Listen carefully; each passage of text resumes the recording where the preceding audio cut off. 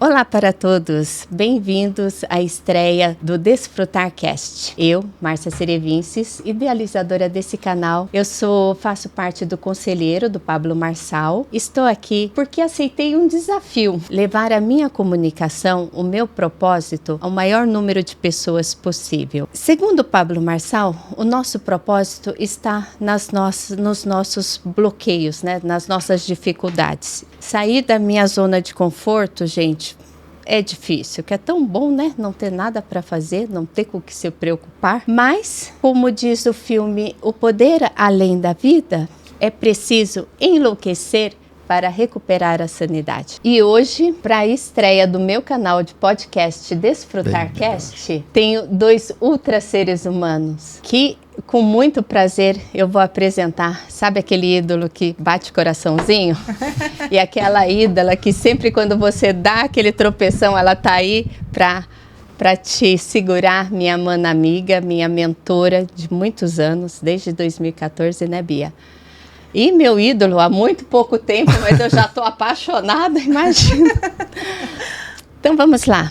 Daniel, me conte pessoalmente tudo que você conquistou nesses anos. Então, se fosse para contar tudo, eu precisaria de bem mais tempo. O breve resumo é que eu sou o campeão mundial de ultra triatlon, recordista pan-americano da maior distância de triatlon que existe na atualidade, que é o Double Deca, né? 76 km nadando, 3.600 km pedalando e 844 km correndo. Isso em 23 dias. E autor do livro Destruindo o Impossível. Que é esse livro aqui que será sorteado lá no grupo do WhatsApp. Depois eu passo mais informações. É o resumo do que eu faço. E que precisa de explicação para que as pessoas entendam, né? Porque quando você fala de distâncias absurdas, é difícil assimilar. Mensurar, então, né? Eu não consigo mensurar, que o máximo que eu corri foi 5 horas puxando uma perna. E esse é o motivo de ter escrito o livro Destruindo o Impossível, porque impossível vai ser aquilo que você acredita que é impossível. Porque no momento que você toma uma atitude em direção ao teu propósito, você começa a ver que o impossível começa a se tornar cada vez mais palpável. E por isso, destruir o impossível. Agora eu vou apresentar a Bia, depois eu tenho uma perguntinha para você. Bia, e você? Bem, primeiramente, muito obrigada por estar aqui ao seu lado no seu primeiro episódio do DesfrutarCast. É um prazer. Participando sempre da minha vida. Conhecendo o seu novo ídolo. Que ela já está apaixonada e realmente, assim, o que você faz é o impossível. É apaixonante, né? Apaixonante. É difícil de entender, de mensurar. Eu tô aqui ainda, sabe assim, viajando, sonhando com tudo isso. Eu tô ainda encantada, gente. Se vocês me perdoam, mas eu sou... Entusiasmada. Bem, quem sou eu? Eu sou a Bia Nóbrega, executiva de recursos humanos há mais de 25 anos. Que em 2014, graças à sua provocação, né, minha vizinha no elevador... você não é coach? Eu falei, sou. Você pode me atender? Eu tinha lá um diploma desde 2008, engavetado. Eu usava o conhecimento de coaching dentro do meu papel executivo, mas eu não atendia como coach. E você foi minha primeira cliente, viramos amigas, depois viramos irmãs do coração. Então, você foi a pessoa que me provocou a iniciar uma carreira paralela à minha carreira de executiva. E hoje... Há muito pouco tempo eu deixei a carreira executiva padrão. Então, hoje eu sou executiva part-time, né? CHRO as a Service, é um nome chique. Então, eu sou uma executiva de RH part-time em algumas empresas. Desenvolvo projetos, sim, em empresas de recursos humanos. Experiência do cliente, que é uma disciplina que eu desenvolvi nos últimos tempos. Mas também mentoria, palestra. Assim como você, eu amo poder trabalhar com as pessoas nas palestras para que a gente, de fato, com poucas palavras, em pouco tempo, a gente toque o coração e provoque uma mudança nas pessoas. Que nos ajuda a destruir o impossível, né, Daniel? Então, Daniel, tem uma frase que você usa, você até me ajuda a lembrar dela, porque eu estou um pouco emocionada, não vou lembrar ela, que é você não sabe o tão forte que você é até que você precisa dessa força. Isso. Mais ou menos isso, né? Isso. Como que você quando que você se descobriu tão forte assim? Na verdade eu não me acho tão forte assim, né? Mas eu sei o que as pessoas pensam. dias. Eu sei o que as pessoas acham sem quando... Sem dormir, sem comer, correndo, pedalando, não, sem dormir, sem comer, não. Dormindo pouco, Dormindo pouco. Muito pouco. O mínimo para sobreviver. Sim, o suficiente para manter o movimento, né? Esse que é o principal. Dormindo o suficiente para ter energia para o outro dia e comendo da mesma... Pra continuar, né? Às vezes nem ao dia seguinte. Para continuar, é isso. Para continuar. É quase uma competição de sobrevivência, mais ou menos isso. Mas o meu primeiro insight, assim, de quebrar aquilo que era considerado comum, normal, foi com 14 anos, quando eu percebi que era ruim ser o último da fila. Eu percebi que era ruim você ser humilhado pelas pessoas ao redor. Eu percebi que era ruim você não poder acessar aquilo que você gostaria de acessar. E percebi que para mudar isso, só dependia de mim. Então eu literalmente arregacei as mangas, entrei no mundo do esporte, que sempre foi muito alheio a mim, porque eu era ruim em tudo que eu fazia, tudo que eu me propunha, eu era muito ruim. E por convite de um amigo, eu comecei a treinar musculação, levantamento de peso, e foi a primeira vez até então que eu não fui medíocre naquilo que eu estava fazendo. E 1 ano depois que eu comecei a prática, eu já era outra pessoa, né? Eu andava de cabeça baixa, olhava para o chão, os ombros caídos para frente, né? Um joelho batia no outro quando caminhava, não conseguia dar uma volta num campo de futebol correndo, entende? E 1 ano depois disso, eu digo que eu virei o Homo erectus, né? Porque eu joguei o ombro para trás, levantei a cabeça e comecei a afirmar aquilo que eu queria da minha vida. E comecei, paralelo a isso, eu comecei a estudar extra classe, né? Procurar instrução para mim mesmo sobre as coisas que mais me atraíam, né? Que eu comecei pela linha da poesia, descobri as entrelinhas dos grandes autores, e aí comecei a aprofundar em autores que escreviam indiretamente, né? Não era simplesmente se você ler as palavras e saber o que o cara estava falando. E eu comecei a perceber que se você pudesse olhar a vida dessa forma e ler as entrelinhas da vida, a realidade muda grotescamente. E comecei a fazer isso e nunca mais parei. E a partir disso, a cada nova experiência eu ficava mais forte, a cada nova experiência mais forte. E já dessa época de final de adolescência, eu percebi que se eu faço 1, eu posso fazer 2, se eu faço 2, eu faço 4 e até o infinito. Então, pessoal, olha, com essa fala do Daniel, nós podemos refletir. Então, não pare no 1, vai pro 2. Vai pro 3. Eu comecei a correr 1 quilômetro e 700 metros. Foi o meu primeiro, quase 1 hora. E hoje eu já fiz os meus 42 e agora eu vou pro 100. Claro que com a ajuda do Daniel, né? Com a mentoria dele, né? Tô tentando aí. Mas vou com a força e com a coragem. Então é isso. Se desafiar, né, Daniel? Se desafiar sempre aí para o próximo estágio, né? Se você tem um objetivo, você traçou um objetivo, é porque você sabe do fundo da tua alma que você tem dentro de você os recursos necessários para alcançar. Isso é uma verdade absoluta, porque você não vai ser direcionado a nada que já não seja teu. Isso é absoluto. Você teve, eu vou correr 100 km, porque você sabe no fundo dos teus ossos que você é capaz de fazer. Senão você não ia nem se posicionar nessa direção. Que linda. Entende? essa convicção. Convicção. Isso mesmo, gente. Uns chamam de fé, né? Persistência e convicção. E Bia, e você nos seus desafios? Então, ouvindo o Daniel, fica muito claro para mim o quanto teve curiosidade, né? Então, seja no esporte, seja nos poetas, na parte intelectual, escritas, né? A paixão e o propósito. Né? E acho que é isso que move qualquer um. Agora, como ele tinha dito na introdução, o impossível, nós colocamos como impossível porque a gente acredita que não tem capacidade para aquilo. A partir do momento, né, você sabe disso, eu comecei a correr aos 40, né, tô com 48, meu marido falou, você precisa fazer alguma coisa comigo, ou tomar café ou correr. Quando eu fiz 40, ele falou, cara, você precisa fazer alguma coisa comigo. Porque nós somos completamente impossíveis, tá, Daniel? Ela conhece. Pensa assim, eu converso até com o poste. Ele, se precisar, não conversa com ninguém. Então, a extroversão absurda com a introversão absurda, né? Sim. Eu brinco, somos 2, divido por 2, dá 2 pessoas normais. Mas eu amo de paixão meu marido. Eu tô com ele desde os 15, então. Mas o que acontece? Ele falou, ou tomar café ou correr. A Márcia sabe dessa história. Eu fui tomar café, achei, é bem mais fácil tomar café. Aí fiquei sem dormir. Primeiro dia que eu tomei café, não dormi. Falei, cara, não vai dar ficar sem dormir. Você sabe a importância de dormir. Falei, não vai dar. E aí comecei a correr. Não estou nos 42 ainda, farei só 42 aos 50 anos de presente em Nova York. E eu estarei presente. Ela estará ao meu lado, já está convidado para ir conosco. E uma galera, já tem umas 10, 15 mulheres. São 10 mulheres. Vamos correr 2025 em Nova York, como nossa meta. Mas, de fato, o que acontece? Eu não corria nem 50 metros. Desde criança. Eu enganava meus professores quando eu tinha que correr. A partir do momento que eu falei, não é possível, eu consegui, né? E hoje corre mais rápido que eu. Hoje eu estou correndo mais rápido que ela. Mas eu não estou correndo a distância dela. Sabe por quê? Ela tem uma coisa que eu não tenho. Eu estou correndo atrás faz tempo, gente. Disciplina.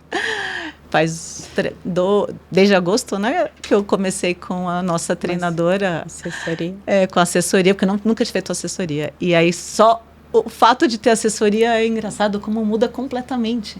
Não é só... Claro mentor, né? Você ter um mentor, né? Por isso que eu isso é no uma meu coisa desespero... legal pra gente explorar aqui com o Daniel. Qual é o papel do mentor, do técnico, do coach, do mentor? Para você, que é que tem um desafio realmente deixa eu contar, fora do normal, né? Deixa eu contar só uma coisa do meu desespero. Faltava 30 dias, gente. Eu tô correndo 10 quilômetros, eu vou fazer 100. Eu falei assim, meu Deus, eu preciso achar alguém. Aí o Daniel, por um acaso, apareceu aqui na plataforma. Eu tava aqui, me encantei, né? Já deu para perceber. Aí eu liguei para ele e falei, não, me treina, faz alguma coisa, me faz eu correr 100 quilômetros. E aí, Daniel, como que é isso para esses amadores loucos que você encontra no caminho? E aí, por exemplo, você percebe, por exemplo, eu não te passei nenhum treino de corrida. Não, por enquanto só tá... Tudo é totalmente mental. É mudando a maneira que você olha para aquilo que você precisa fazer. Porque quanto mais a gente coloca o objetivo num pedestal, bota ele lá no topo da colina, banhado a ouro, e fica admirando, mais longe ele vai ficar de você. A questão, a lucidez mais necessária é entender que quando no dia de hoje você está fazendo aquilo que te leva em direção ao teu objetivo, por mais sagrado que ele possa ser, a cada realização de uma atitude diária, você está cada vez mais próximo dele. E se em um momento você estava no 0 e ele estava no 1000, a cada dia você sobe um degrau e a tua percepção dele é como se ele descesse. Então, antes de você poder chegar no topo da montanha, você já vai saber que você tem tudo o que precisa, entende? É basicamente isso.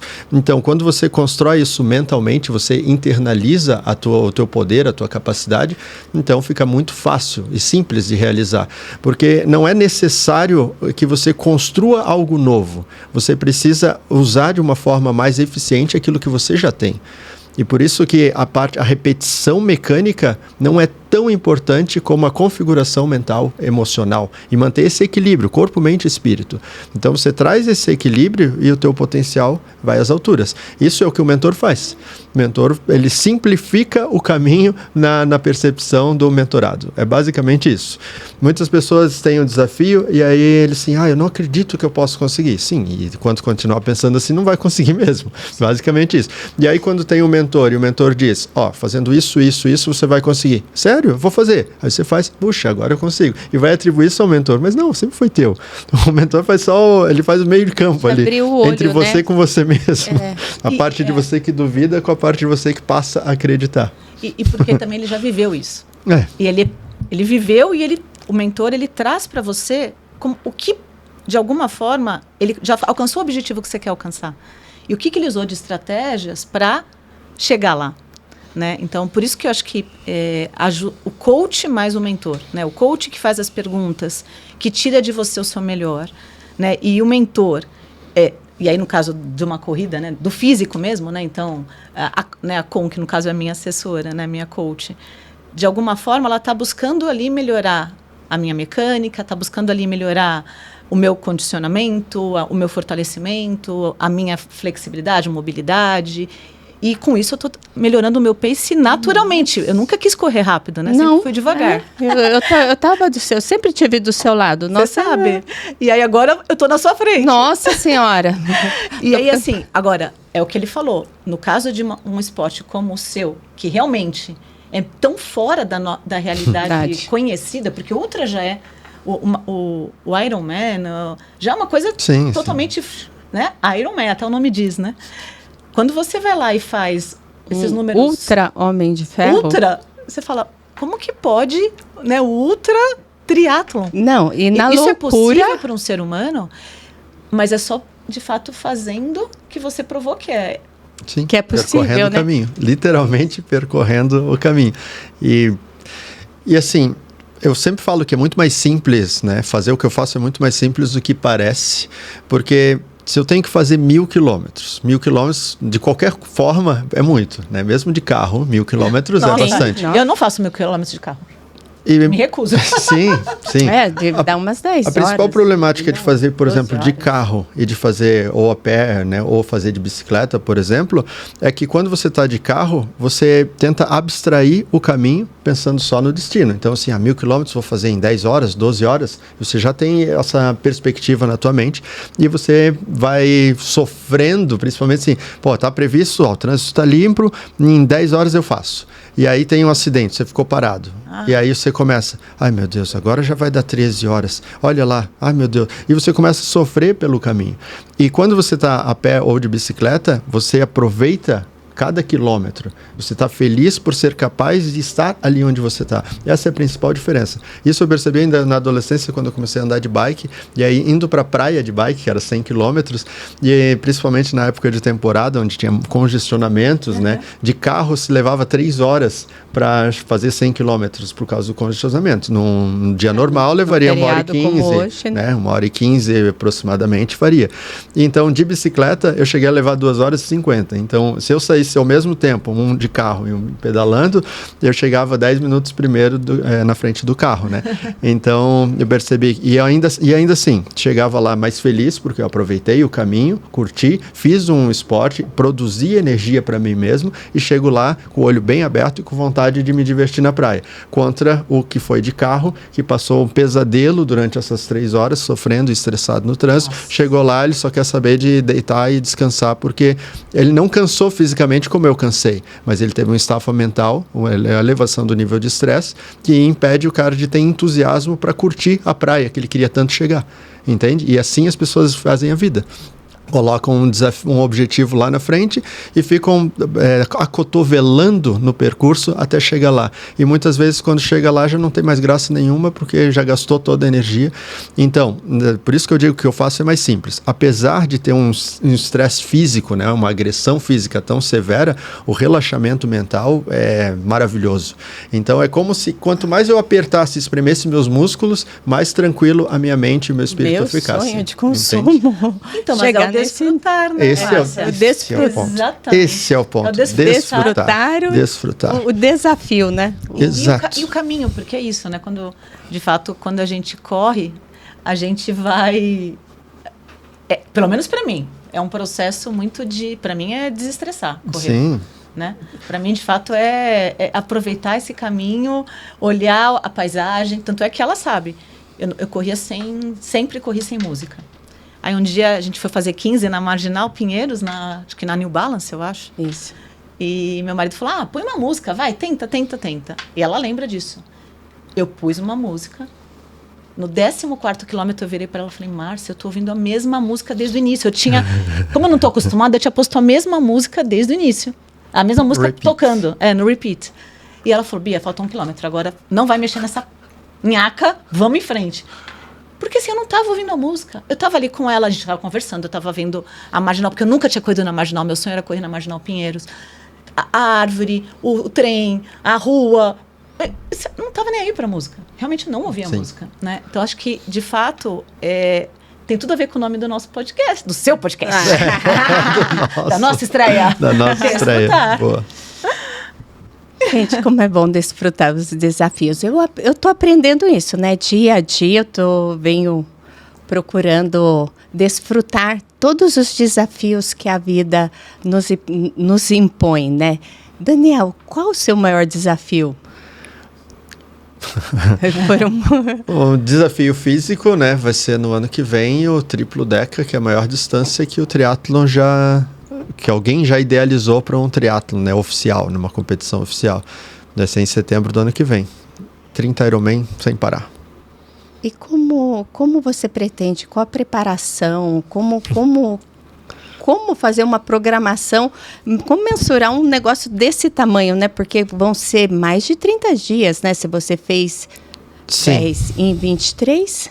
O tempo limite são 45 dias. A minha meta é fazer em menos de 35 dias, né? Em menos de 35. 10 dias mais rápido que o tempo limite.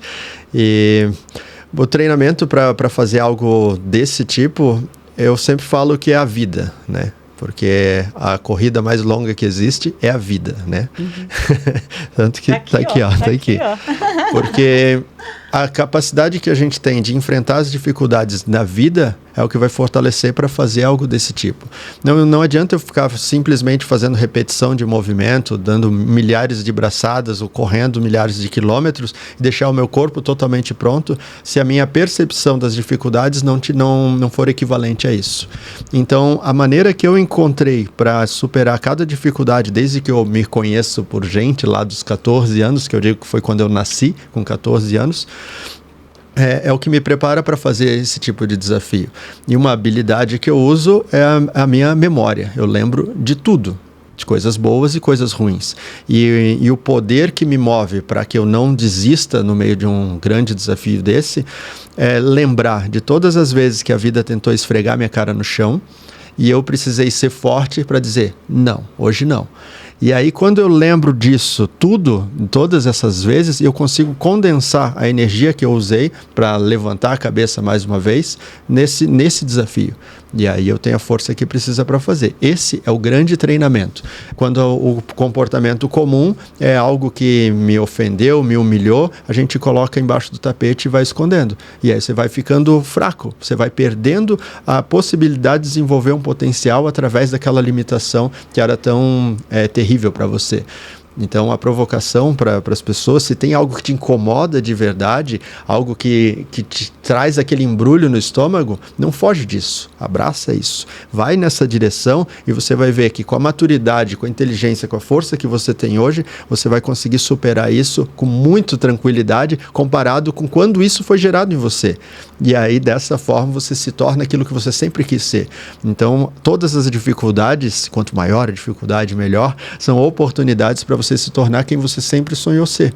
Então, vem a dificuldade, e a gente tem o potencial para a possibilidade de se transformar em algo extraordinário. Então, quer dizer que eu vou ser uma grande apresentadora? Com toda essa dificuldade que eu estou tendo aqui? É isso. Porque se realmente, assim, me apavora. Estou apavorada, né? Então, como vencer, né? Esse pavor aqui, fazer um bom podcast.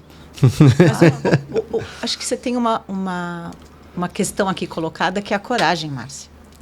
A coragem de dar, no caso dele, né, de ir para a musculação, depois de dar o primeiro passo, a coragem sua de fazer, mesmo com medo, diferencia totalmente. É porque acho que, de fato, todos nós temos medo. Façam mesmo com medo, hein?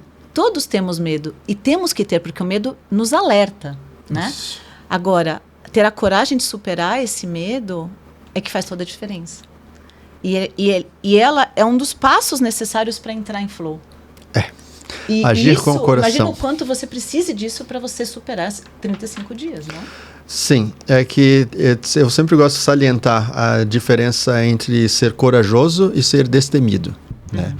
Você só vai ser corajoso quando você tem medo, né? Então, aceita o medo e seja corajoso. E a evolução disso, que é o que você vai atingir nos próximos podcasts, nas próximas edições, né, que você fizer, que é se tornar destemida. Você, por exemplo, talvez hoje você cometa algumas gafes que você não gostaria de cometer, e tudo faz parte do teu processo. E a cada novo episódio, você vai cometer menos, até que você fica totalmente desenvolta, e aí, até que se você perceber que cometeu algum tipo de equívoco, você vai transformar isso em conteúdo e tá tudo certo. E aí, nesse momento, você se torna destemida na frente das câmeras, destemida na frente de qualquer convidado que possa sentar aqui. É basicamente isso. Hoje eu, graças a Deus, no mundo do triatlon, eu sou destemido. Não importa, pessoas, e depois do triplo deca, vamos fazer um quíntuplo deca, não sei como se diria 100 decas, né? Nossa. Sim, para minha mente é muito natural que isso aconteça.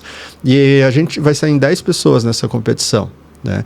E se essas 10 pessoas terminaram, seguramente, no máximo 2 anos depois, vai sair o quíntuplo deca. Entende? E, obviamente, eu vou estar lá na linha de largada novamente. Então, dessa forma, quando você se torna destemido, não importa o tamanho daquilo que se opõe a você. Você tem convicção que você é capaz de realizar. Mas vai ser difícil. Obviamente vai ser difícil. Viver tem muitas dificuldades e, ainda assim, viver é a experiência mais maravilhosa. E você não se limita a pensar que vai estar com uma idade avançada. Que falta de respeito, fala isso. Não, tô falando assim por quê? Sim, entendo. Não, porque é uma dificuldade que muitas pessoas não começam porque acham, eu já fiquei velho. Eu já tô... Não, ele começou cedo. Você começou cedo o triatlon? O triatlon... Eu comecei, meu primeiro Ironman foi há 9 anos atrás. E o Ultra Triathlon há 7 anos atrás. Então não... Não, comecei já avançado, né? Porque eu escolhi a outra distância. Sucesso, né? Sim, e muito precoce. E campeão. Quantas vezes campeão mundial? 2 vezes. Só 2 vezes. Gente, vocês têm noção? Olha, quando E eu escolhi essa modalidade do Ultra Endurance justamente pela longevidade. Porque acontece oposto do que a maioria das pessoas pensam. Quando começou a sair algumas das primeiras mídias sobre as coisas que eu fazia, muitas pessoas falando, esse aí tá querendo morrer cedo. Muitos comentários falando isso, que eu estava gastando a minha telomerase de forma precoce, né? E, no entanto, é o contrário. A gente tem muitas pessoas no mundo com 60 e tantos anos que ainda são ultra triatletas. A gente tem no Brasil o Sérgio Cordeiro, carioca, com esse ano, com 69 anos, ele nadou 19 quilômetros, pedalou 900 e correu 211. E venceu. Venceu atletas mais de 20 anos mais jovens do que ele. Não só completou a distância, sabe? Ele foi o melhor. E com 69 anos. Com 69 anos, o que se espera dele é que ele esteja numa mesinha de praça jogando dominó com os seus coleguinhas de idade. E, no entanto, se você olha para ele e não sabe que idade ele tem, você nunca vai dar. Você vai dar no máximo uns 50 anos para ele. E quando você vê ele em ação, você vai dizer que ele tem uns 30 anos. Você vê ele em cima de uma bicicleta, deve ter 30 anos. É bizarro. Gente, e é isso que eu quero. Esse é o meu desejo, hein? Sim. Olha que Nós temos uma meta, inclusive. Lembra? Qual é, Bia? 80 anos a gente vai fazer uma corrida junto. Tá, não. O meu é 94. A última maratona é 94. Por que você vai estar com 80? Não. É que maratona, eu não sei se eu quero, não. Com 94. Mas vamos fazer coisas juntas, sim. Até hoje tiveram 2 homens com mais de 100 anos que correram uma maratona. Um de 100 anos, um alemão de 100 anos, correu a maratona em 5 horas e meia, 5 horas e 30 e alguma coisa. Demais. Em Berlim ele correu. E um indiano correu 2 vezes, com 102 anos, uma maratona, e ele fez em 6 horas e meia. Então, vocês aguardem, duas pessoas. Daqui a 46 anos, eu vou estar correndo com 100 anos a minha maratona. A mulher mais idosa tinha 92 anos. E ela fez se eu não me engano, foram 11 horas, se eu não me engano. Aí ela, né? Bem, vamos mirar os seus 94, vou estar com um pouquinho menos e vamos lá. E você pretende se aposentar ou não? Eu pretendo morrer em cima de uma bicicleta. Esse é o meu sonho. Meu sonho é morrer em cima de uma bicicleta. Eu quero morrer correndo.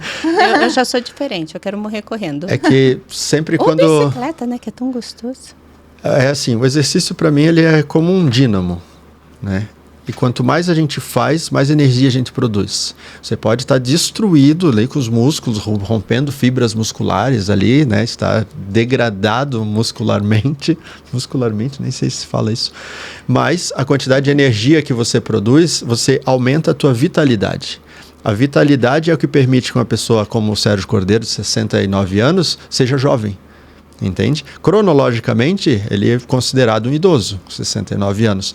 Mas se você olhar a quantidade de energia dentro dele, a vitalidade dele, ele é mais jovem do que muitas pessoas de 20 anos hoje em dia. Com certeza. Entende? Então, o movimento gera vitalidade, aumenta a quantidade de vida dentro da pessoa.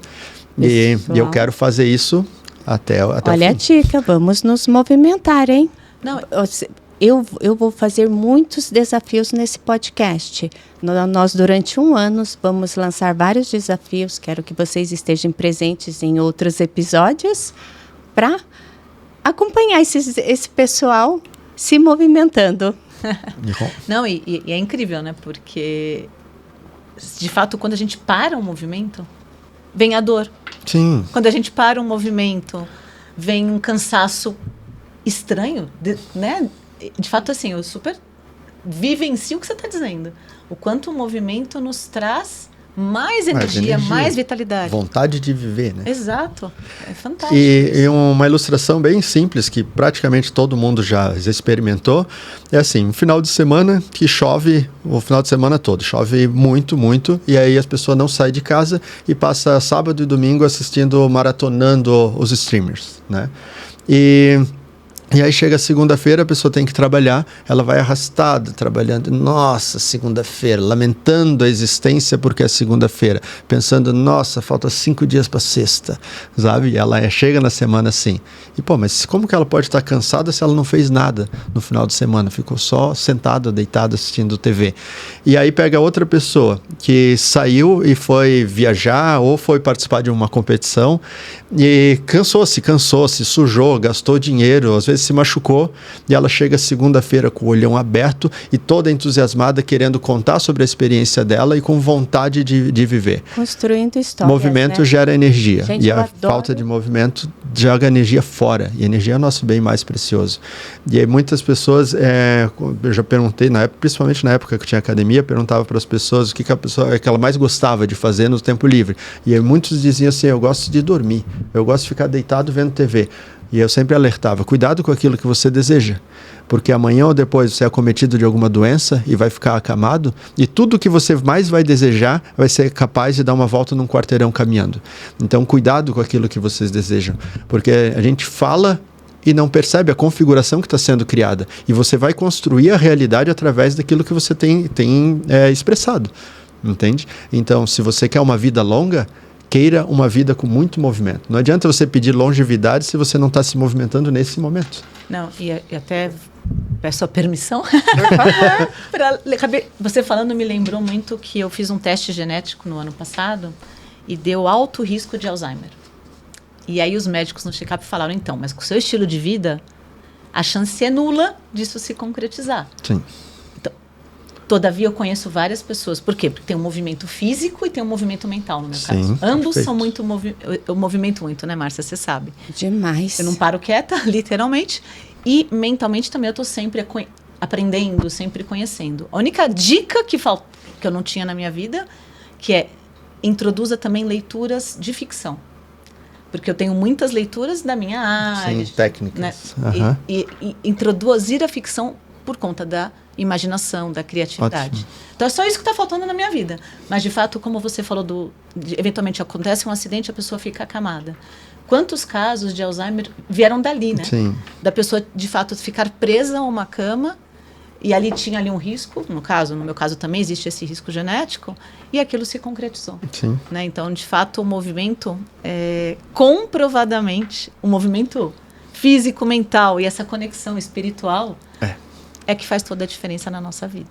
porque tudo que a gente precisa para uma vida mais saudável é desenvolvimento mental. Tudo vai partir do cérebro. O cérebro é o que vai permitir que as coisas aconteçam ou não. E quando a gente se move fisicamente, por exemplo, fazendo uma corrida, você aumenta a vascularização, né? Então, quando você aumenta a vascularização, você aumenta a oxigenação cerebral. Então, vai ter mais sangue fluindo no teu cérebro, levando oxigênio e nutriente. Quanto mais oxigênio e nutriente o cérebro tiver, mais, como se fosse uma fazenda e tivesse mais fértil. Quanto menos oxigênio, menos nutriente, menos fértil. E a questão da ficção, de você ter estímulos imaginativos, permite essas novas conexões neurais que vão configurar para que você possa construir uma nova realidade. E as doenças, principalmente essas doenças de atrofia mental, elas são causadas pela falta de estímulos diferentes. A pessoa faz sempre Ctrl+C, Ctrl+V, Ctrl+C, Ctrl+V, copiando e colando, repetindo padrões de movimento e sendo cada vez mais resistente a novidades. Quanto mais resistente a pessoa é a novidades, né, tanto de atitude quanto de percepções, de coisas que ela assiste, que ela observa, né, no mundo, como viagens que são tão poderosas, por isso viajar é tão poderoso, né? Então você está fertilizando os teus campos neurais para que você possa construir a vida como você tanto deseja. Então sempre está no alcance das nossas mãos, né? O que a gente tem feito para ter a vida que a gente tanto deseja. É isso. E começa sempre no mental, né? Você sempre. Falando, também lembrei. Quantos anos demorou para uma milha ser em menos de 4 minutos? Sim. Sim, né? sim. Alguém foi lá e acreditou que aquilo era possível, porque todo mundo acreditava que era impossível. Depois que ele fez, vários fizeram na sequência. Exato. Por quê? Porque alguém provou que era possível. E até então, a fala é impossível. Né? A maratona em menos de 2. Então, assim, 100 km em menos de 10 segundos. Então, é impossível. Né? Então, assim, a partir do momento que a gente acredita que é impossível, será impossível. A partir do momento que a gente fala, não, é possível, se torna possível. O que eu vejo muitas pessoas reclamando, que elas assim, eu tenho dor no joelho, por isso que eu não corro. Eu tenho, pode ser que vai me dar uma dor lombar, sempre que eu vou correr vai me dar uma dor, eu não vou correr. Então elas não se desafiam, né? Elas não acreditam que elas podem. E eu tenho uma amiga que foi atropelada, que colocou um monte de pinos na perna, o médico falou que ela não ia conseguir correr uma maratona, Nelive. Correu uma maratona. Parabéns, Nelive. Então, porque ela foi atropelada lá na USP, lembra desse caso? Uma pessoa bêbada, eu até convidei ela para fazer um podcast, ela aceitou, atropelou ela, correndo de manhã cedo, né? Os riscos que a grande cidade proporciona, né? Quer dizer, você que corre também nas rodovias, né? Não consigo imaginar, eu não tenho coragem de ir para uma rodovia correr. Conta um pouco desses seus desafios de correr em rodovia. O correr é bem mais tranquilo do que pedalar. Pedalar é extremamente perigoso, né? Eu já conheço várias pessoas que morreram, amigos meus que morreram nas rodovias. E o caso mais recente foi no ano passado. E eu fiquei um mês sem conseguir olhar para a bicicleta, assim. Era uma amiga minha, grande amiga. Eu ensinei ela a andar de bike, eu coloquei ela no triatlon. E aí, foi muito tenso. E morreu de forma brutal, assim, instantaneamente, cara. E para mim era muito difícil. E durante muito tempo, eu sabia dos riscos sempre, né? Que era perigoso estar lá. E eu ia por conta e risco.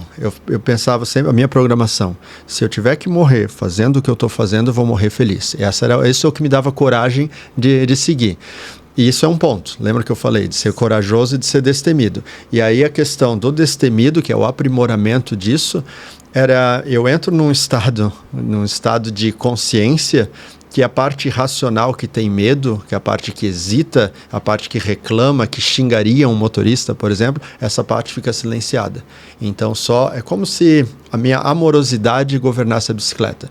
E isso é uma coisa que eu faço até hoje quando eu preciso passar por um lugar que é muito perigoso, que não tem acostamento, por exemplo, ou que a estrada não está boa.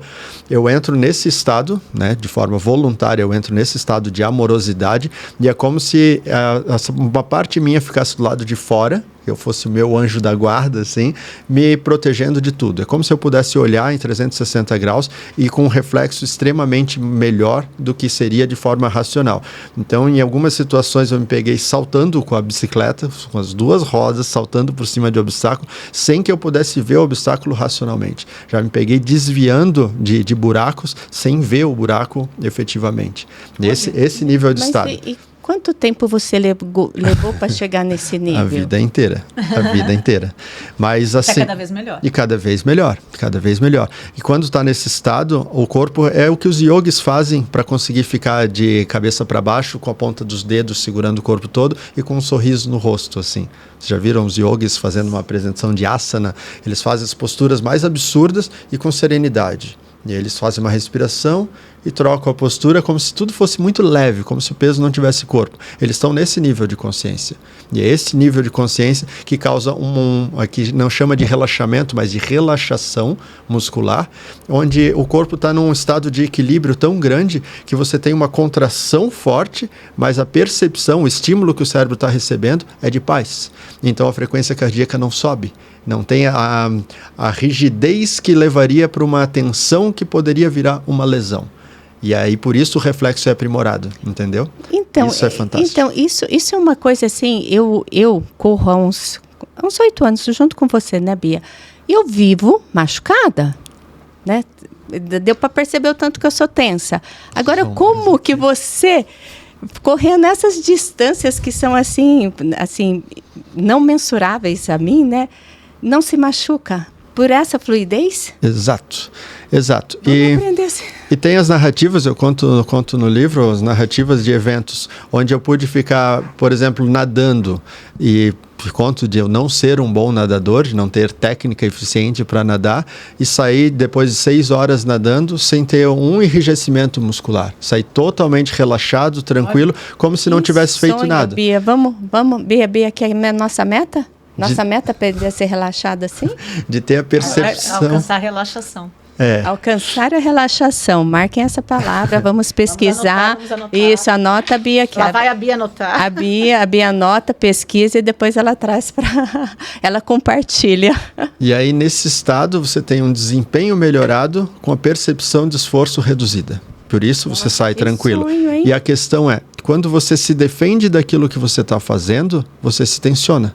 E aí você contrai. E aí você fica sujeito à lesão. E quando você não se defende, que você literalmente se entrega, que eu falo que é esse estado de amorosidade, onde você se funde com a experiência, não querendo que ela acabe, mas aproveitando cada momento da experiência, então você não é agredido. E essa é uma das maneiras que eu encontrei de não me machucar e de poder sobreviver a tudo que eu faço. Posso fazer mais uma pergunta? Claro. Eu entro muito fácil em flow. Muito fácil, mas também saio muito, muito fácil. O estar em flow não me machuca? Ou não tem nada a ver? É que assim, o flow é caminho para isso que eu estou dizendo. Não é a mesma coisa, entende? Parece, mas não é a mesma coisa. Esse estado que eu estou dizendo, ele é depois do flow. É como se fosse comparar o estado meditativo com o estado de relaxamento. Estar em estado de relaxamento não é meditar, mas é o caminho que se percorre para atingir a meditação. Então, assim, muitas pessoas confundem isso hoje em dia, que meditar está na moda, né? E as pessoas, vou meditar. A pessoa senta na postura X, bota os dedos na postura Y e diz, estou meditando. Não, você está entrando no estado de relaxamento, porque a meditação não é algo que você faz, é um estado que você atinge. Então, nem todas as vezes que você estiver no estado de relaxamento, você atinge o estado meditativo, entende? Então, você pode entrar em estado de relaxamento quantas vezes você quiser durante o dia todo, mas em alguns momentos você atinge o estado meditativo, que é onde a mágica acontece. Isso que eu estou falando é o estado meditativo em movimento, que é o mais raro de se atingir. Né, Bia? É o mais raro. Agora é uma curiosidade. Qual o caminho que você percorreu do ponto de vista de práticas que procurou para chegar... Porque, de fato, assim, o flow, a gente entende muito mais porque a gente tem falado isso muito nos últimos anos, né? Sim. Esse estado que a gente... Flow é uma palavra que ficou na moda também. Ninguém falava e veio e ficou na moda. Porque é, de fato, esse fluxo, né? Sim, naturalmente, fluir. As coisas estão fluindo e você não percebe as horas passar. Nem, por exemplo, aqui nem sei quanto tempo a gente já está, a gente não percebe porque a gente está em flow. Agora, o estado que você diz, né, ele é muito mais elevado. Mais profundo. Muito mais profundo. Né, elevado, eu digo, espiritualmente falando, né? Como que você alcançou isso, né? Qual foi o caminho Técnica. que você percorreu? O primeiro contato que eu tive com isso foi com o Swastika Yoga, né? Com o mestre De Rose, né? O De Rose ainda está em ação, cara. Eu acho maravilhoso.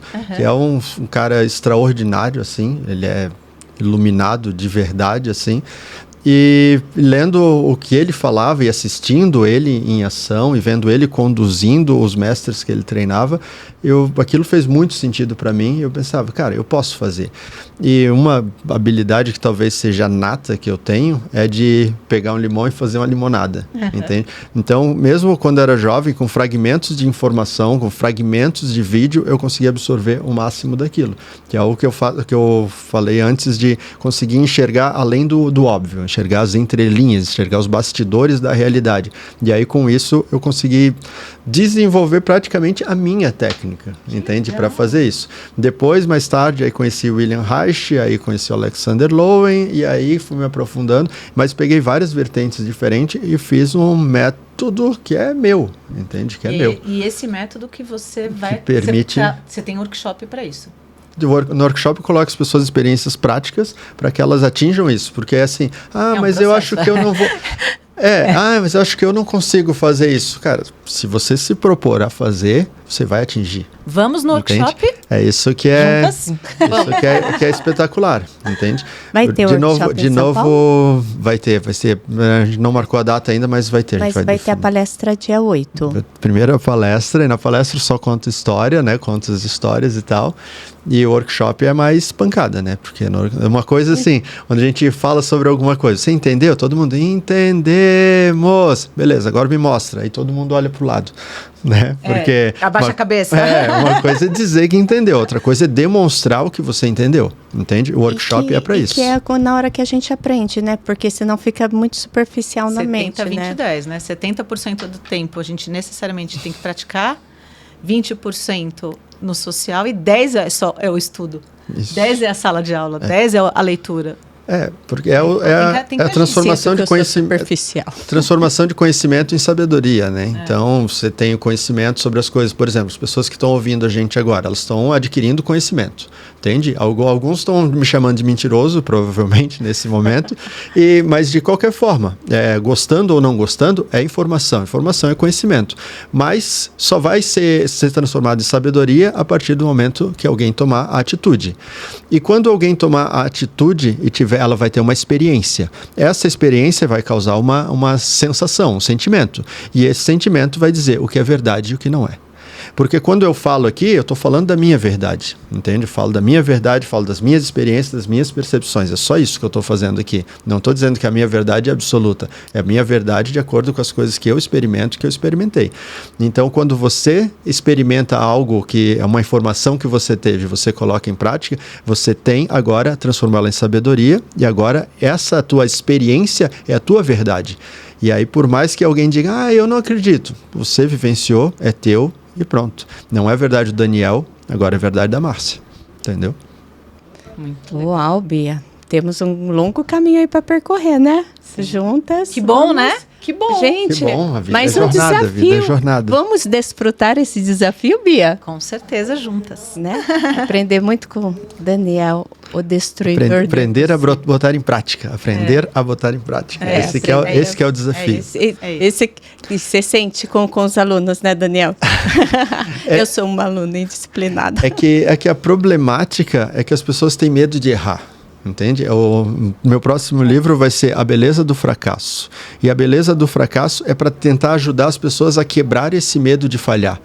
E assim, se você acompanhar a biografia de qualquer pessoa que se tornou extraordinário, de qualquer tipo de segmento, o que elas vão ter em comum, elas fracassaram incontáveis vezes.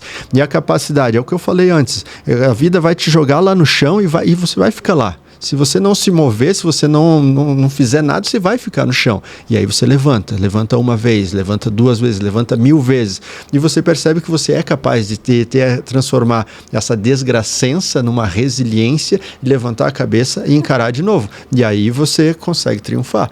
Então, o comum entre as pessoas que fizeram o extraordinário é a capacidade de fracassar tanto quanto necessário até atingir o sucesso. É basicamente isso. E todas as pessoas que têm medo de fracassar, pouco provável que vão ser capazes de fazer algo extraordinário. É quase como se não houvesse um merecimento para isso.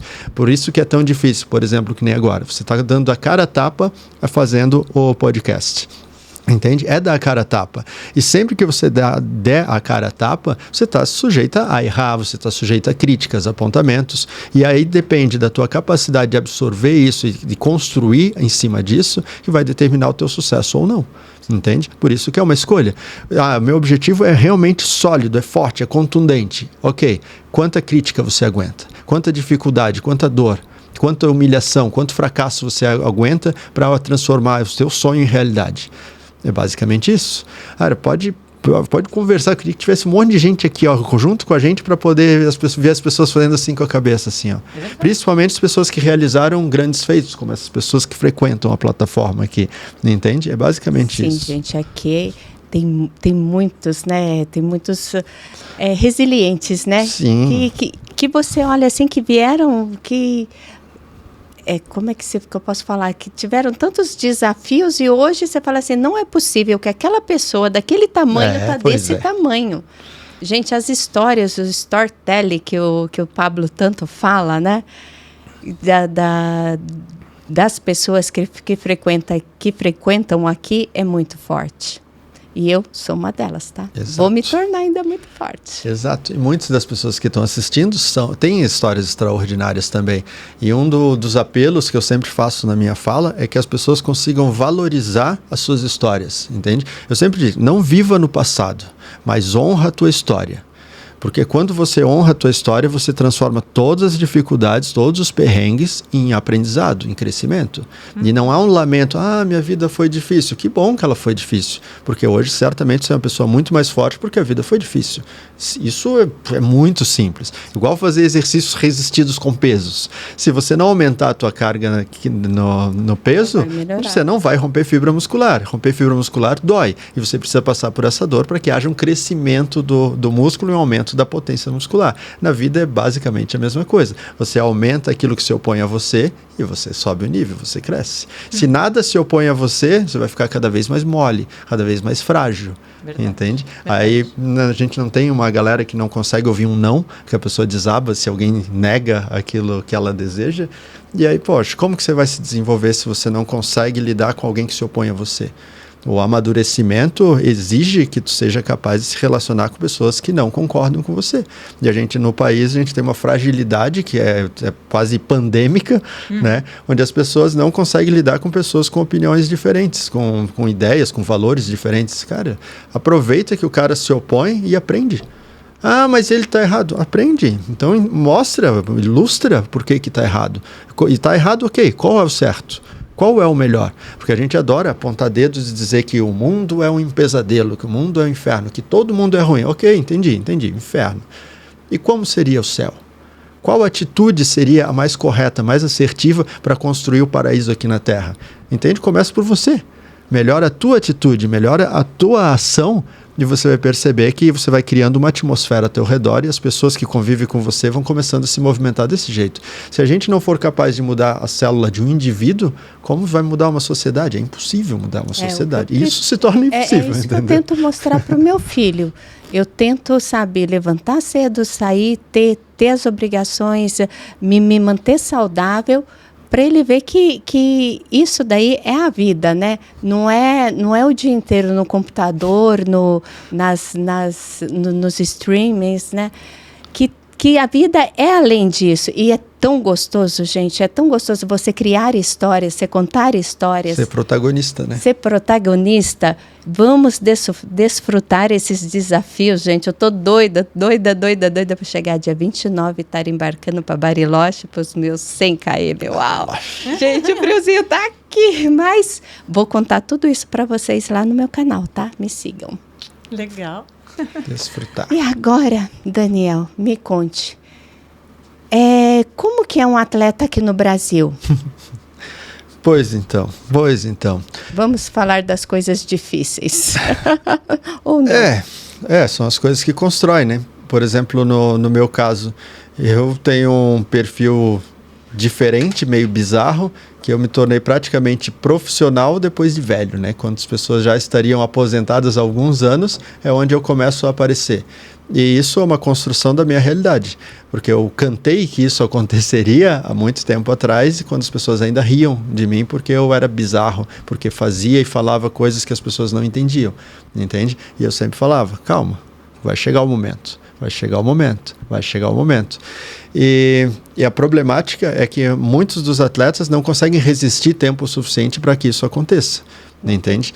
E principalmente atletas de esporte individual mesmo, que pertençam ou não a federações. Quando você está numa federação, por exemplo, tem salários pré-estipulados para atletas de nível X, nível Y, enfim. Só que são salários totalmente simbólicos, né?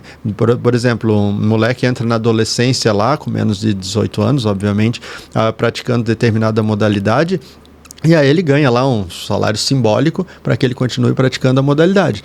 Mas quando ele atingir a maioridade, ele vai sair do nível juvenil e vai ter que ir para o adulto, né? E com aquele salário que ele ganhava, ele não consegue se sustentar, tampouco sustentar uma casa ou mesmo ajudar a família. Ele mal consegue o mínimo para que ele continue treinando, por exemplo. E aí o que acontece a maioria dos atletas, quando ele deveria chegar na fase adulta e começar a ter o resultado, ele já vai se aposentar, porque não é sustentável isso.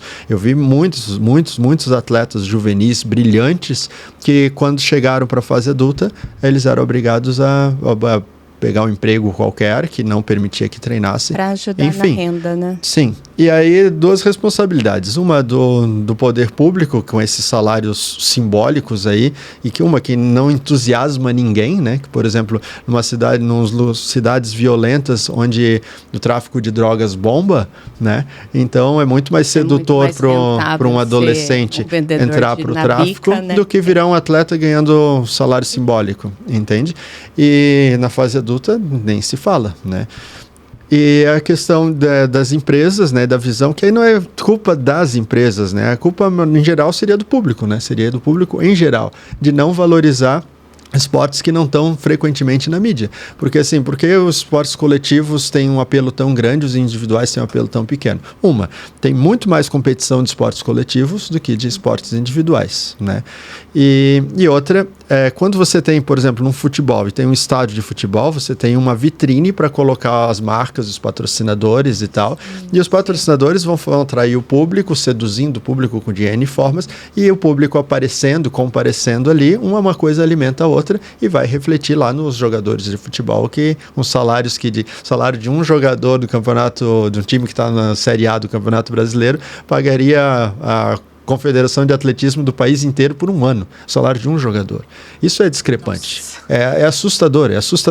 Porque tanto em um lugar e tão pouco no outro. Entendo, não vai ter o mesmo apelo a mídia para uma corrida de 5 quilômetros, né, com 10 mil corredores, do que um estádio de futebol com 50 mil pessoas pagando agora ali, e ainda pagando mais depois, e comprando camisetas e comprando N produtos relacionados. Mas um pouco melhor poderia ser, entende? E o apelo principal da valorização para o esporte, principalmente eu falo de esporte de base, que é onde a gente consegue dar um norte para um adolescente, né, ser menos tentado a cair na criminalidade, por exemplo. É literalmente isso, cara. Ensina para o adolescente disciplina, ensina respeito, companheirismo, regra, Sim, entender regra, porque se você participa de competições, você vai saber que tem dias que você vence, tem dias que você perde, igual na vida, e entender que isso faz parte. Uma coisa que deveria ter no Brasil, que é modelo em outros países desenvolvidos, são as bolsas de atleta, né? Sim. Onde você é um bom jogador de basquete, pode competir pela universidade, então você ganha uma bolsa de estudo e custeada, e aí você permite que pessoas carentes, né, que não teriam acesso a uma universidade, tenham o sonho e a esperança de conseguir através do seu esforço, literalmente seu esforço físico, sua dedicação. Isso é uma coisa que precisaria ter no Brasil, entende? Pelo menos em alguns estados, né, que consigam abrir essa visão para fazer isso. Né? Com a sua fama que você está agora, que você ganhou o Mundial do ano passado, você sendo campeão agora em 2024, que eu vou estar lá torcendo por você. Com isso daí você consegue, de repente, divulgar, trabalhar, gritar para alguém escutar que nós estamos com as crianças, né, assim, abandonadas, com o esporte abandonado, não tendo patrocínio, não tendo incentivo? Esse é um dos meus objetivos, né, da minha fala, é sempre elucidar, né, que dá para ser melhor, entende? A gente pode fazer mais e a gente pode fazer melhor em todos os aspectos, desde o indivíduo na sua própria vida até na sociedade que a gente vive, entende? Vamos trabalhar nisso, Bia? Valorizando... Divulgar? Sim, valorizando os esportes de base. Porque nós temos quase um ano aí para o seu campeonato, né? Imagina tanto que a gente consegue levantar assim, o público. Pessoal, quem é nosso ídolo hoje no Brasil? Vamos levantar o Daniel de Oliveira, vamos botar bandeirinha cada vez que ele chegar, né? Chegou o nosso ídolo. Né? Procurar assistir, cobrar a transmissão, né? Eu ouvi dizer que, acho que foi até... Alguém me contou que teve um atleta que, para conseguir mídia, ele foi para um shopping correr no meio do shopping para chamar atenção, né? Sim. Para chamar atenção, bater um recorde lá no meio do shopping. Sim. Numa esteira. Isso. Eu conheço bem ele. E ele fez uma parceria com o McDonald's primeiro. E aí ele corria no dia do McLanche Feliz, como chama? McDia Feliz. McDia Feliz. E aí ele corria para chamar o público para lá, porque era... qual que era o objetivo do McDia Feliz? O McDia Feliz é a doação para tratamento do câncer infantil. Isso. E aí ele corria para ser meio que uma atração ali. E além disso, ele ajudava nessa causa social, né? Traía o público para cá, fazia o treino dele, o desafio, e ainda fazia a sua autopromoção. E você estaria disposto se alguma grande empresa te propôsse essa coisa meio social? Sim, eu adoro fazer isso, já fiz muitas vezes disso, né, correndo 24 horas em prol de alguma instituição. Olha a missão, Bia, fiz que bastante você isso. Conhece grandes empresas. E desse atleta que a gente está falando, ele fez tantas vezes isso de correr na esteira ali, normalmente ele corria 100 quilômetros, né? Então era 12 horas que ele ficava correndo na esteira ali, enquanto o shopping estava aberto, né? Ele fazia isso. E aí, tempos mais tarde, não vou lembrar o ano exato, ele bateu o recorde mundial de 7 dias correndo na esteira. E o recorde mundial é dele até hoje, ele ficou 7 dias direto. E ele foi para Ana Maria Braga e tudo, apareceu todos os 7 dias ele apareceu na Ana Maria Braga mostrando, depois no final ele mostrando os pés sem as unhas, segurando o Louro José no colo, bem bonito. É um grande feito, foi bem legal, foi memorável. Eu lembro que eu estava na academia e todo dia lá eu botava lá para ficar vendo a aparição dele na Ana Maria Braga. Assim, gente, mas legal. Nós vimos que não é fácil, né? Ele ficou sem as unhas. Não, mas isso é medida protetiva, né? Porque as unhas doem muito. Então, se você tira as unhas, é uma coisa menos para doer. Entende? Então, como muito assim? Bom. Sim. Porque pelo pé ficar confinado... Isso? Não, nunca tirei, assim. Eu prefiro aguentar. Eu prefiro cortar o tênis, né? Hoje eu corto o tênis. Nessa última prova eu cortei o tênis. Nossa! E aí, porque aí não precisa apertar os dedos, né? Porque é melhor tirar um pedaço de você ou tirar um pedaço do tênis, entende? Poxa. E por que as empresas não fazem já um tênis? Tem algumas marcas que já começaram a fazer, assim. Olha. Descobrindo produtos novos. Sim, mas aqui é um nicho muito seleto, né? Muito seleto. Falando do nicho muito seleto, fiquei com uma curiosidade que eu vou ter que tirar. Você falou que só 10 pessoas vão largar o ano que vem. No triplo deca. Porque são só 10 atletas que têm condições para isso. Que acreditam que tenham, né? A gente Mas não... pode surgir mais alguém ainda. Pode ter. Não vai ter, provavelmente não vai ter um limite, mas no máximo teria uns 15, assim, seria o máximo que largaria, que é o que tem normalmente nos double decas, né? Uau! E que normalmente são Olha isso, gente. Eu vou ter que olhar para a câmera. A gente vai ter que encontrar empresas que patrocinem esse feito de um brasileiro entre 10 ou entre 15 no mundo, competindo na maior distância que o mundo já viu do triatlo. Na maior distância que o mundo já viu de um... E que vai entrar pro Guinness. Vai entrar pro Guinness. O cara que cruzar a linha de chegada em primeiro vai pro livro dos recordes. Olha esse mercado. Olha a oportunidade. Pensou ter a tua marca no livro dos recordes, né? Imagina!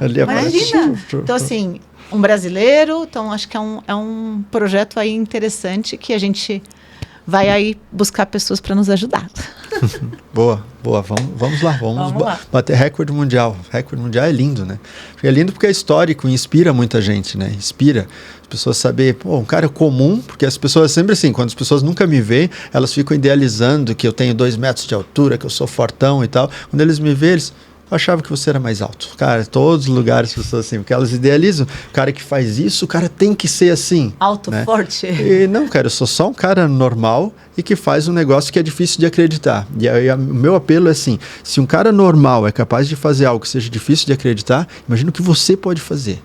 Entende? Imagina você que tem um pouquinho mais, é um pouquinho mais inteligente, um pouquinho mais forte, tem um pouquinho mais de recurso. O que pode fazer? Entende? É simples assim. Uau! Tipo, isso pra sonhar, Bia. Que eu sou uma sonhadora, né? Eu já tô sonhando aqui com o meu Iron Man. E se não tiver, ainda vai que eu resolva fazer um... Como é que fala? 5? Quíntuplo. Já pensou? Lá na Itália, em setembro. No Brasil, as mulheres no Brasil, teve só uma mulher que fez a distância contínua, até hoje, só uma mulher, que foi a Nath Salles, e ela fez um duplo contínuo. Nenhuma mulher fez um triplo, nem um quíntuplo contínuo. Daí teve a Vivi Campos, ela fez um quíntuplo 1 por dia, que então foi a mulher que fez a maior distância, mas aí é 1 por dia, não é ultra triatlon, é 1 por dia. Então de triatlon contínuo, ultra triatlon mesmo, só a Nath Salles, se ela estiver assistindo, ela vai ficar bem feliz, que ela fez o duplo contínuo. E aí, que o duplo contínuo, você termina um triatlo e começa? No contínuo você faz toda a natação, toda a bike, toda a corrida. E no 1 por dia você faz um Ironman por dia, tantos dias. E o que as pessoas não sabem muito é que sempre que você tem uma largada e uma chegada vários dias seguidos, não é ultra triatlon. Apesar de ser um grande feito, né? Como o Ultraman, por exemplo. O Ultraman é o mais popular aqui, é o Ironman e o Ultraman, que são os mais conhecidos, o nome do super-herói. Mas não, o Ultraman, apesar do nome ser tão bom, não é ultra triatlon, entende? Porque você tem 12 horas de cada dia. De 3 dias você tem 12 horas para cumprir a meta. Então, um dia você só nada e pedala, no outro dia você só pedala e no outro dia você só corre. Nossa. Entende? E para ser ultra triatlo, você tinha que nadar tudo, pedalar tudo e correr tudo sem parar. Entende? Entendi. Aí que, por exemplo, no México tem o Ultraman No Stop. Aí esse é ultra triatlo. Aí faz parte da Associação Internacional de Ultra Triatlo, entende? Entendi. Essa aqui é a peculiaridade, assim. Entendi. Por exemplo, tem um inglês agora, que esse ano, ele fez 102 Ironman, 102 dias seguidos. E não é ultra triatlo. É um baita feito, ele fez média de 13 horas por dia, extraordinário, mas não é ultra triatlo e também não é oficial. Né, é extraoficial. Ele está até agora pleiteando o livro dos recordes, só que para ser recorde mundial você precisa de uma equipe que homologue aquilo, que diga que o percurso que você fez estava certo, que você não trapaceou de nenhum tipo de forma, entende? Por isso que tem as competições, que elas têm isso tudo, tem árbitro, tem teste antidoping, tudo para validar recorde mundial. E aí os desafios como esse, por exemplo, precisa de uma equipe toda. Como o brasileiro ali que correu na esteira os 7 dias, tinha uma equipe do Guinness para ver que ele está correndo direito, que a esteira não está girando sozinha ali, sem ele estar em cima, essas coisas assim, por exemplo, entende? E aí tem pessoas que fazem alguns feitos e querem validar. Cara, se não tiver uma equipe, cara, tu pode ter feito 1000 Ironman e não vai validar, entende? Porque precisa ter alguém ali imparcial que julgue que tu fez certo, entende? Uma auditoria, exatamente. Tá certo, entendi. E aí, Daniel, nós temos um conhecido, né? O Leonardo, ele tem 16 anos e ele está batalhando para entrar no basquete. Ele gostaria muito de estar aqui hoje, mas ele teve um treino e você sabe que nesses treinos não pode faltar, porque senão leva a multa, fica em banco, né? Sim. Tem muitas penalidades. Você escutaria as perguntas dele e responderia? Leonardo. Leonardo Navarro, filho da Erien Navarro, que é, assim, uma grande amiga nossa, né, Bia? Navarro é o nome de uma churrascaria famosa, né? No Sul? Lá no Sul. Bem boa. O pai dele, original. É dia do Sul, né? Eu acho que sim. Então deve ser. Eles moraram lá. Agora, a origem eu tô na dúvida, mas... Oi, Daniel, tudo bem? Eu sou o Leonardo Navarro, eu tenho 16 anos e jogo pelo basquete do Palmeiras. Eu já venho acompanhando seus vídeos há um tempo e eu gostaria de fazer algumas perguntas para você. Em primeiro, eu queria saber, quando você começou no ramo do esporte, você já pensava em ser alguém reconhecido ou você começou simplesmente porque você gostava ou para cuidar da sua saúde? Quando eu comecei, obrigado pela pergunta, Leonardo. Quando eu comecei, eu simplesmente, como eu me sentia fraco, me sentia quase incapaz, eu queria saber do que eu era capaz. Então, eu quis me desafiar e em alguma parte de mim pensava em ter destaque mundial, assim, né? Mas era um negócio que estava lá, guardado lá atrás do armário, assim, né? Lá no fundo da gaveta. E quando eu comecei a me desenvolver e comecei a ver que todos os objetivos que eu lançava, eu saía de cabeça erguida, por mais difícil que fosse, aí eu comecei a ter aspirações maiores. Em você. E tanto que eu fiz poucas competições aqui no Brasil e logo já fui para Mundial, entende? E na outra distância eu comecei a treinar em 2008 e em 2009 eu já estava na Espanha competindo. Desse ponto. Porque eu percebi que quando você se desenvolve, você muda, você move também o mundo ao teu redor. E então você amplia o teu horizonte e a realidade muda drasticamente. E como para fazer coisas extraordinárias você precisa de um círculo de convivência, eu encontrei as pessoas que pensavam mais como eu e que se comportavam mais como eu, fora das fronteiras nacionais, né? Isso foi uma das dificuldades, né? Que é o que o Pablo fala. As pessoas que a gente convive influenciam muito a gente, né? Então, se você quer ser um vencedor, ande com vencedores. Se você quer ser um bom atleta, ande com bons atletas. Isso. Né? Se inspirar, se espelhar, modelar vencedores. Porque o movimento de cada pessoa cria uma atmosfera, né? E essa atmosfera vai mover as pessoas que estão ao redor. Porque, por exemplo... A energia das pessoas, né? Querendo com o mesmo propósito, e da mesma forma que, assim, vocês que estão assistindo, estão se alimentando desse conteúdo, e se estão assistindo até agora, porque isso faz sentido para vocês, então certeza que parte de vocês está sendo modificada nesse momento. Que parte de vocês o coração está fazendo o coração bater mais forte, buscando o que eu posso fazer, como eu posso ser melhor. Olha o desafio. E obviamente, você, a partir de agora, vai começar a se movimentar da maneira que vai pactuar para aquilo que você tanto deseja. Uau. Voluntária ou involuntariamente, você vai fazer isso. Porque se você está ouvindo, você está aqui e está sentindo algo em relação a isso, você está começando a construir aquilo que você deseja. Simples assim. Vamos mudar muitas gentes, né, Daniel? Próxima pergunta. Qual foi a maior dificuldade que você encontrou no meio do seu caminho? Quando você estava chegando e apareceu alguma coisa muito difícil. Qual que foi essa dificuldade? Aí tem a dificuldade, por exemplo, de conseguir estar numa linha de largada. E esse era o meu apelo quando eu procurava patrocínio sozinho, assim. Eu chegava para os caras e falava... Os caras assim, mas você pode vencer a prova? Eu falei, cara... Olha, pensa junto comigo. Eu preciso conseguir chegar na linha de largada, cara. Olha o desespero que eu estou na linha de largada. Para a primeira prova internacional que eu fiz, eu já estava dando aula já há um tempo, né, em academia e tal. E aí eu tinha uma aluna que ela pintava, ela fez um quadro uvas e figos, uvas e figos, e ela doou esse quadro para mim, para que eu fizesse uma rifa desse quadro, e para que desse dinheiro suficiente para eu poder fazer essa viagem. E aí foi bem bizarro, isso foi, cara, tipo, a coragem que a ingenuidade traz, né? Porque o dinheiro que eu consegui foi exatamente para conseguir a passagem e estar lá.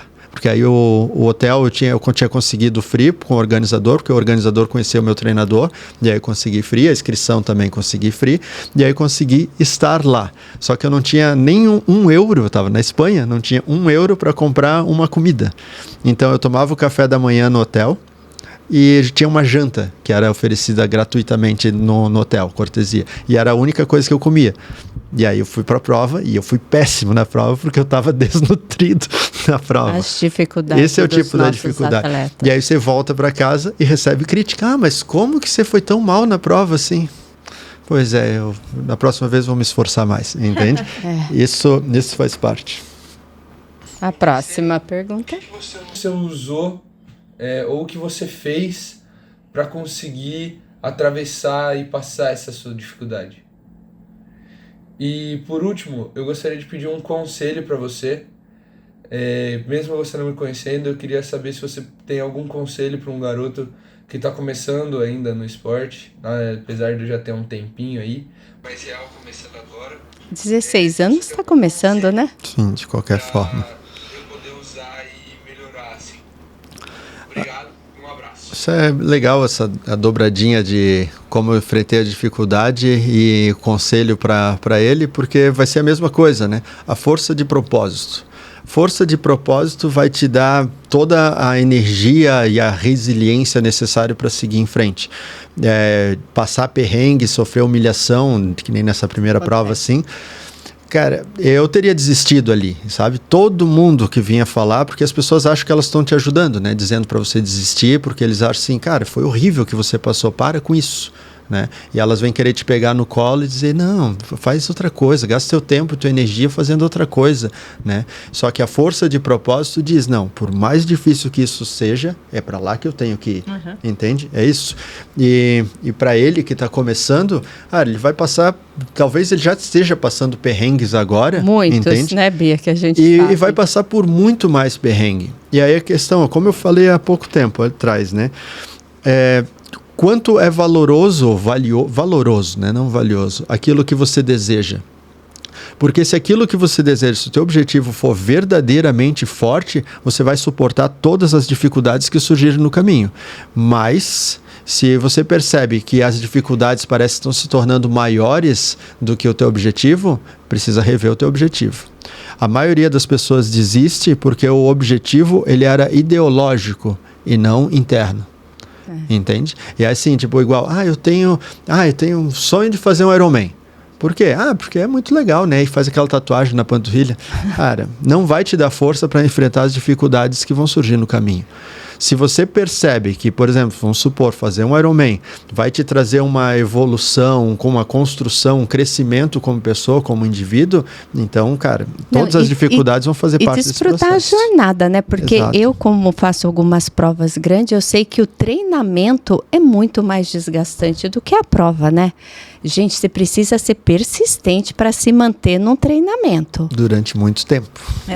Durante muito tempo. São alguns meses para uma prova. Para uma prova, né? E daí o que nós temos que fazer, que eu vi também no filme que o Daniel indicou lá no canal dele no Instagram, que eu estou apaixonada pelo filme, nós temos que desfrutar a jornada, não importa onde você quer chegar. Viva o dia a dia, o agora, né?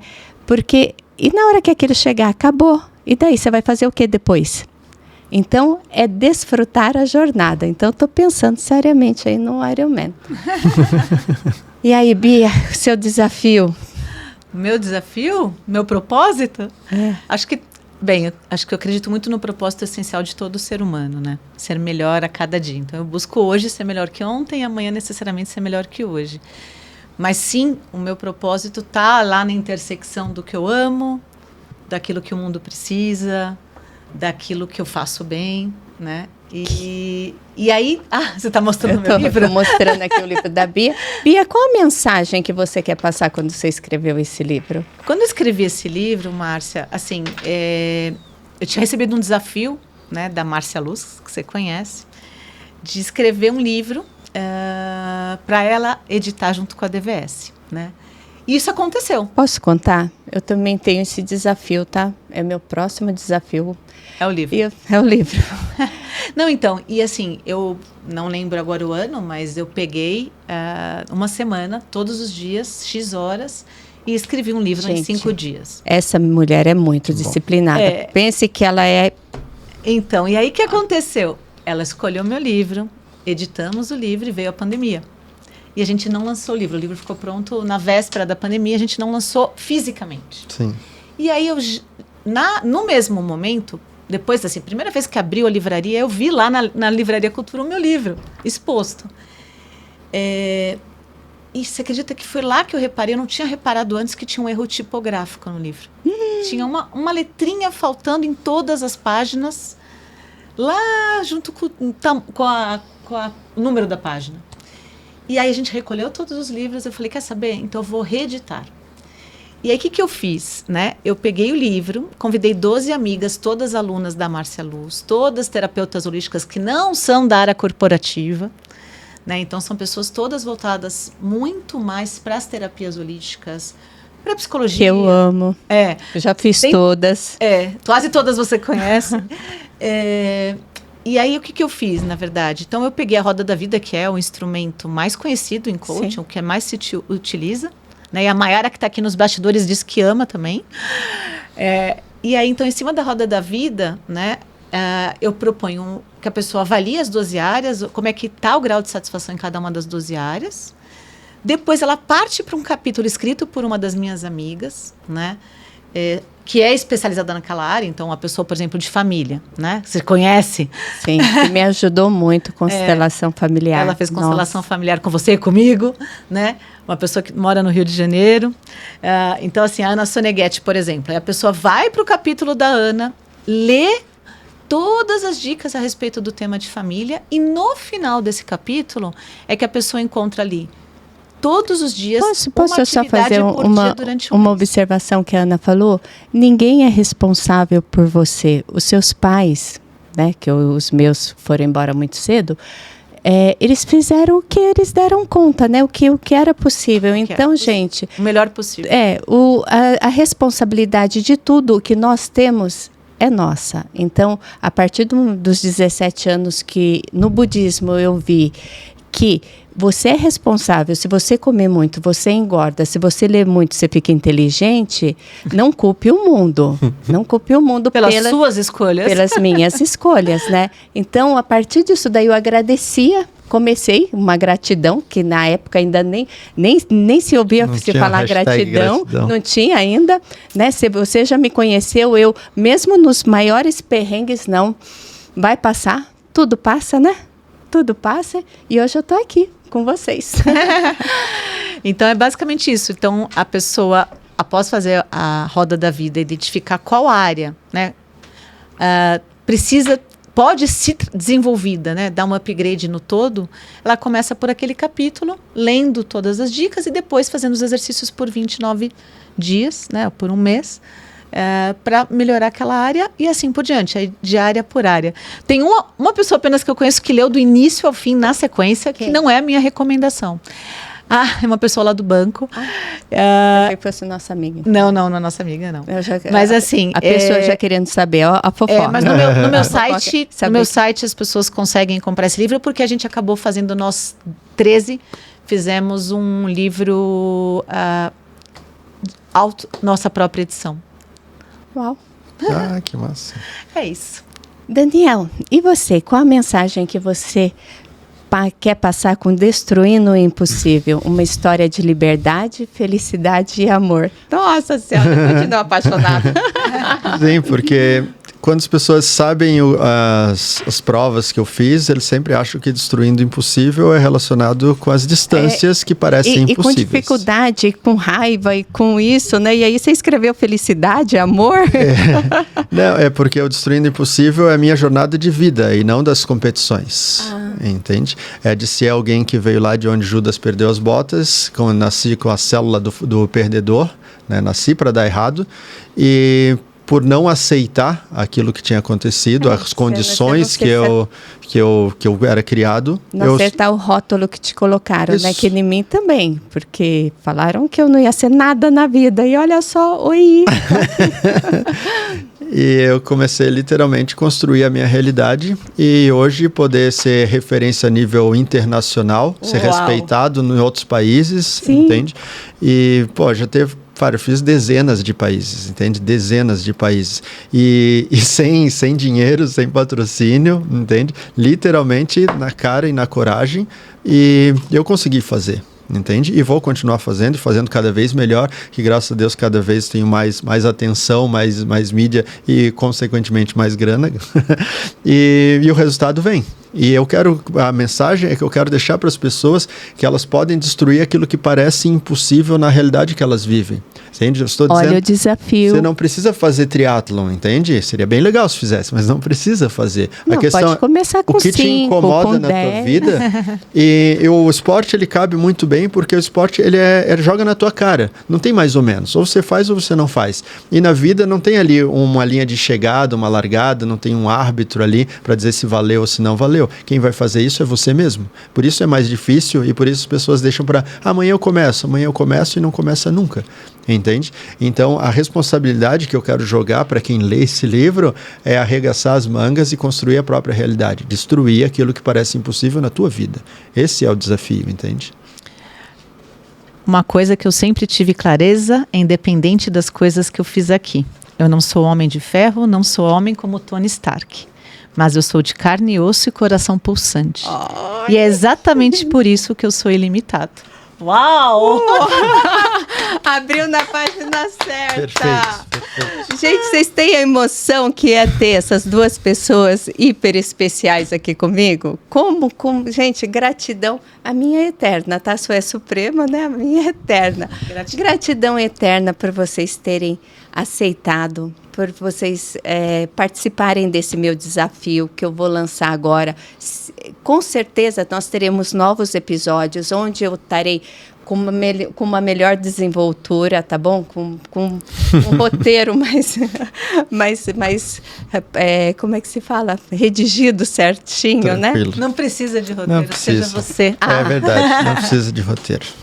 A vida não tem roteiro. Isso é que é gostoso, né? Aquela emoção do inesperado, né? Eu adoro isso, né? E agora? Como vai ser? Então, pessoal, e agora? Como vai ser?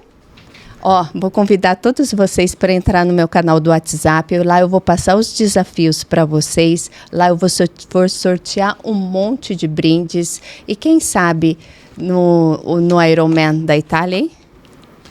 Uma passagem para você ir assistir. Olha só. Uma passagem. Nossa. Uma passagem, mas para que a pessoa... já está se empolgando. Não, chega, gente, né? A Bia me conhece, eu sou assim, eu gosto de ampliar demais. Vamos ficar contida, só com a passagem para assistir o Ironman lá na Itália.